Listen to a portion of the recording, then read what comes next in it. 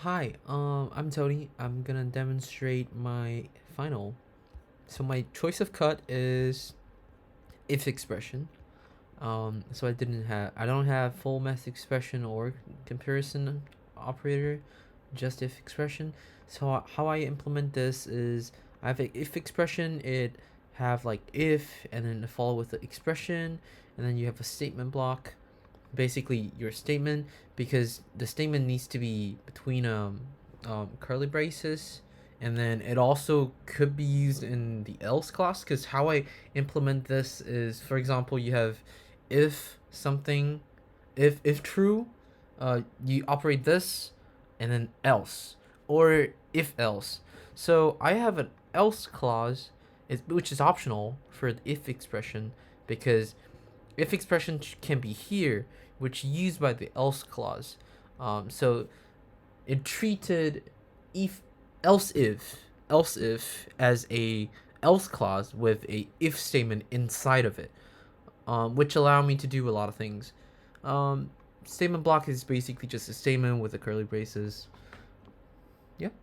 Okay. That's the grammar. For Lexar, I created I you can see here I tried to do equal, but it doesn't end well with all the works. So I decide just go for the if. It's easier. Um so basically just if else, that's it. And then how you I implement this is pretty much the same as how you implement other like fn or pub.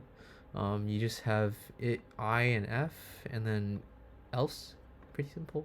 Um I did update this Lexer test, so it does um, it does recognize all the things like if and else, and it does also recognize this too. So if I just add Lexer,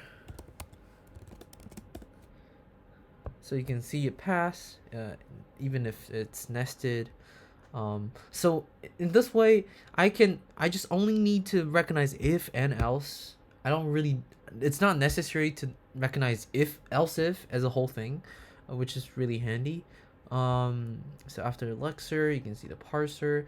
The parser basically, at top I have just pretty much three things, and then for the if expression you can see I have condition, so if it's true or false, and then I have a true branch and an else branch. So if it's true, you run the true branch. If it's not true, you run the else branch. It can also else branch can also contain um basically else clause, but also it can also contain another if expression, so achieve else if. um so this is t if and t else. Basically how I do the parser is here.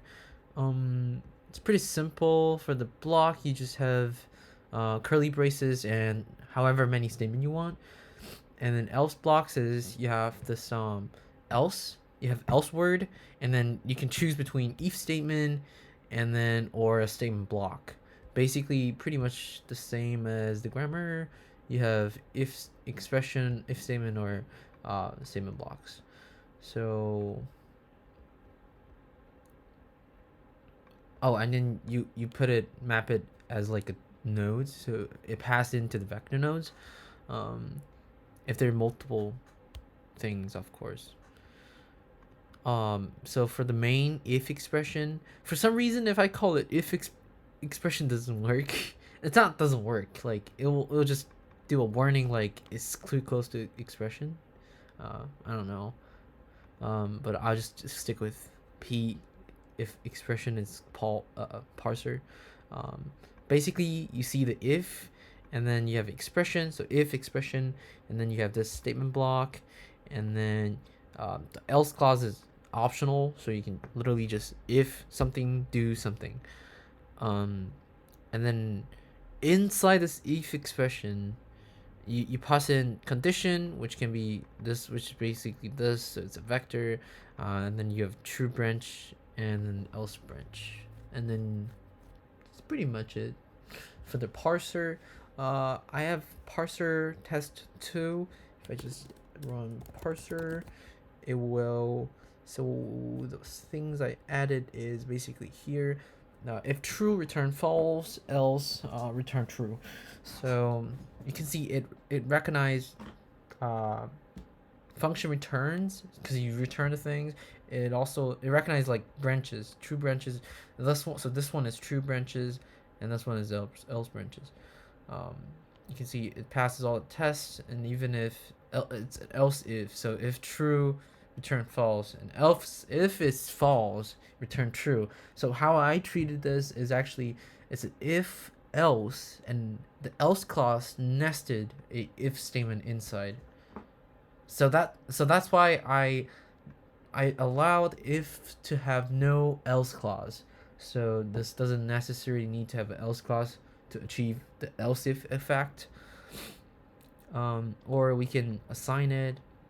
It's pretty simple. So yeah, and then move on to interpreter. Interpreter.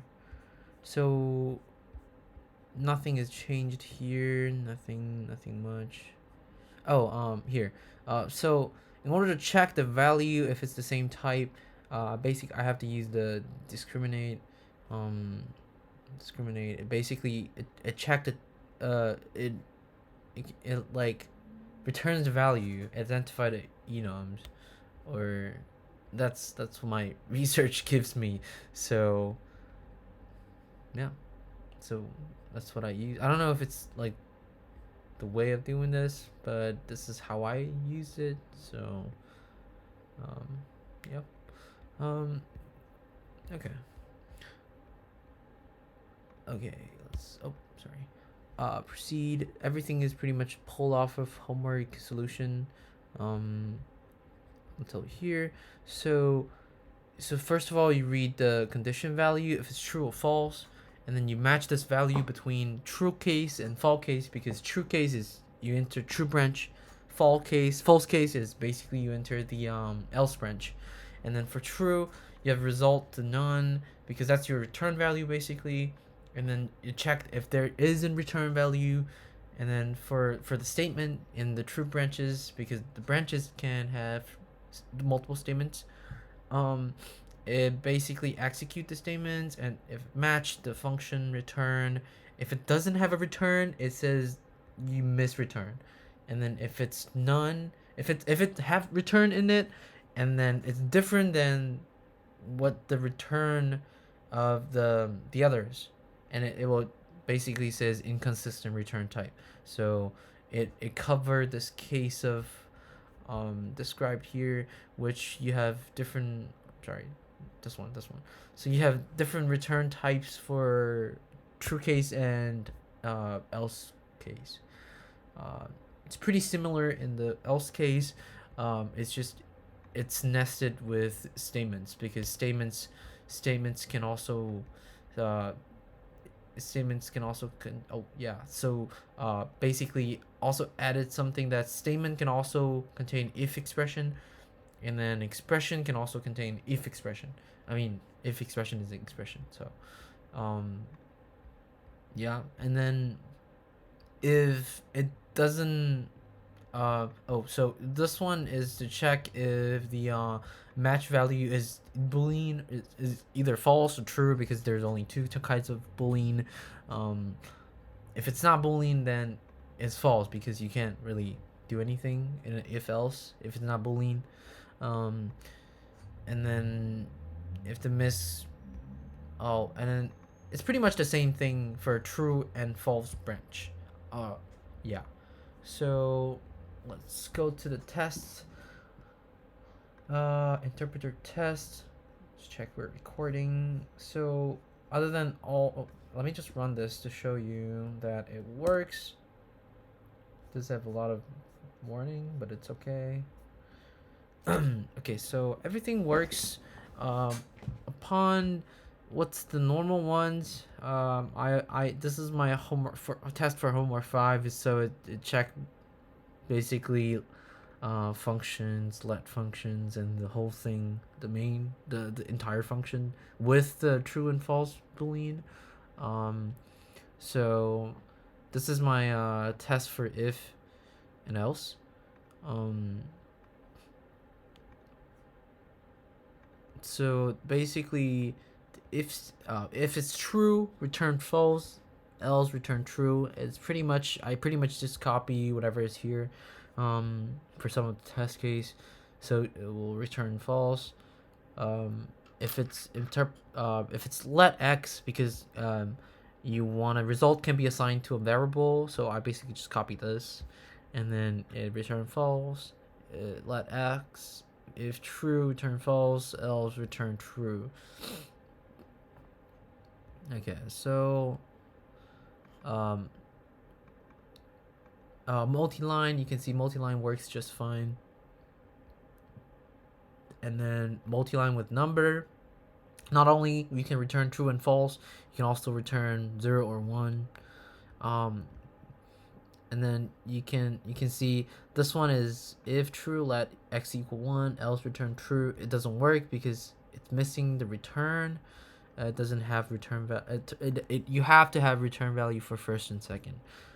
And this is a test for else if, because you can have if and else if. You don't really need to have else. So this one is also missing return. It doesn't have return for else if, so it works too. And this is multi-line, if and else if.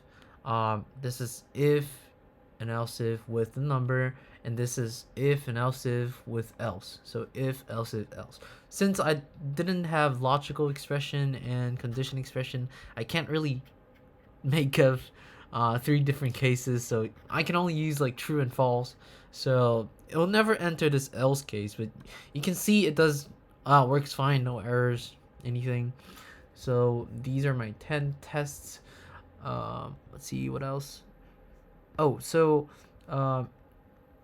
one thing I want to highlight is the short circuits in here. So yeah, so this is the short circuit basically. So if it's true, wait.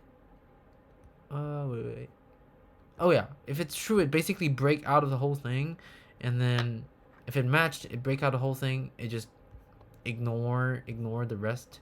So it doesn't. So it doesn't. It will return true already. Not return true, but return whatever is returned here already, and it doesn't need to go to the false. So yeah, and you really see that if expression can be returned as a single value. Okay, then we have test. I show you the test already. Continuous integration.